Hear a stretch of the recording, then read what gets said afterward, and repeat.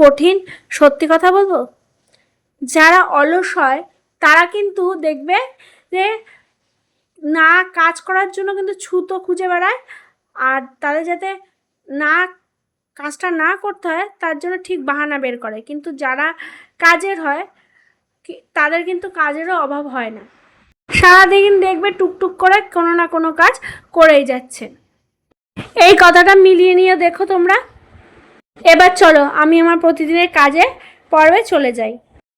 জানো তো ফ্রিজে না অনেকগুলোই পটল রাখা ছিল, তা করবো ভাবছিলাম, করাই হচ্ছিল না, শুকিয়ে যাচ্ছিল, তাই তোমার পটল পোস্ত করে নিয়ে গেছিলাম সেদিনকে।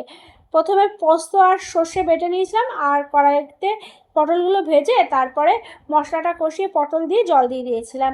আর অংশুবাবু স্কুল থেকে এসে গেছিলো, তাই তার আগেই আমি কিন্তু ভাতটা দুই ভাই বোন মানে অংশুবাবু আর হাসির জন্য ভাতটা মেখেছিলাম। খুশির যেহেতু দেরিতে ছুটি হয় তাই ও পরে এসে খাবে। তারপরে খুশির তারপরে খুশির মায়ের খাওয়া হয়ে যাওয়ার পরে আমিও খেতে বসে পড়লাম। আর ভাত খাওয়া হয়ে গেছিলো, তখন এবার মা এসে আমাকে বলছে, নন্দিতা তোমার আইসক্রিম তো তুমি খাও নাই, খাবা না? তা আমি আইসক্রিম আমরা দিছেন যে আমি খামু? তা মা বলছে ঠিক আছে এই নাও তোমার আইসক্রিম। তো আমি যখন আইসক্রিমটা খাচ্ছি তখন মেয়ে এসে পড়েছে। মেয়ে এসে এবার আমাকে বলছে, মা তুমি একা একা আইসক্রিম খাচ্ছ, আমাকে দিচ্ছ না, দাও আমাকে। তা আমি তুই যখন আইসক্রিমটা খেয়েছিস তুই কি আমাকে দেখেছিস, দিয়েছিলি তো? দিসনি তো। তা এখন এইসব কথাবার্তা হওয়ার পরে আমার মনে পড়লো হঠাৎ করে রান্নাঘরে আমার একটা কাজ বাকি।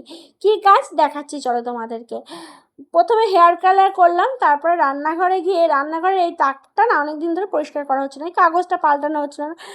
মানে এর দুদিন বাদে বাদে যদি কাগজ না পাল্টানো হয় না, মানে বর্ষাকালের দিনে আরও বেশি মানে ছাদগুলো পড়ে যায়। তো এটাকে পরিষ্কার টরিষ্কার করে নতুন করে কাগজ পাতলাম। তারপরে তোমার দেখো এখন এই জায়গাটা একবার সুন্দর করে গুছিয়ে রাখলে কত সুন্দর লাগছে। আবার দুদিন বাদেই এরকম ছাদগুলো পড়ে যায়, দুদিন বাদে বাদে পরিষ্কার না করলে। তো যাই হোক এইসব করে টোরে হেয়ার কালারটা ধুয়ে টুয়ে এসে তারপরে ঘুমিয়ে পড়েছিলাম একটু।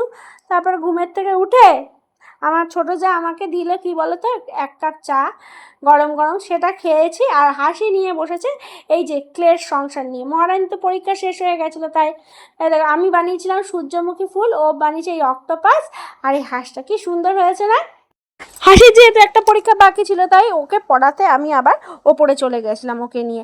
আর দেখো বৃষ্টি কিন্তু কন্টিনিউ হয়ে যাচ্ছে, থামার আর লক্ষণ নেই। আর রাতের বেলা হাসির জন্য ছিল একটা বিশাল বড় সারপ্রাইজ। কি বলো তো, হাসির মেশো হাসির জন্য বিরিয়ানি পাঠিয়েছিল। তো বিরিয়ানি দেখে হাসি তো প্রচণ্ড খুশি হয়ে গেছিলো। এভাবেই আমি আমার জীবনে আরেকটা দিনও পার করলাম। তো বন্ধুরা, তোমাদের আশেপাশে কি এরকম অলস ব্যক্তি ছড়িয়ে ছিটিয়ে আছে? থাকলে পরে আমাকে কমেন্টে অবশ্যই জানিও।